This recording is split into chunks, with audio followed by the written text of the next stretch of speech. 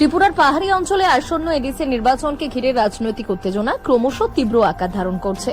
মুঙ্গিয়াকামি থানার অধীনে 41 মাইল এলাকায় বাম প্রার্থীর নির্বাচনী প্রচারে বাধা দেওয়ার অভিযোগ উঠেছে বিজেপি কর্মীদের বিরুদ্ধে। ঘটনাকে কেন্দ্র করে এলাকায় চরম উত্তেজনা ছড়িয়ে পড়ে এবং পরিস্থিতি নিয়ন্ত্রণে আনতে ঘটনাস্থলে মোতায়েন করা হয়েছে পুলিশ বাহিনী।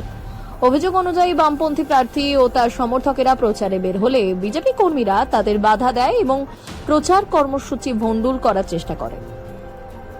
এতে দুই পক্ষের মধ্যে তীব্র বচসা ও উত্তেজনার সৃষ্টি হয়। যদিও বিজেপির পক্ষ থেকে এই অভিযোগ সম্পূর্ণ অস্বীকার করা হয়েছে। তাদের দাবি, বাম কর্মীরাই উস্কানি দিয়ে অশান্ত পরিস্থিতি তৈরি করার চেষ্টা করেছে। এই ঘটনাকে কেন্দ্র করে রাজনৈতিক মহলে শুরু হয়েছে তীব্র চাপানোত্তর।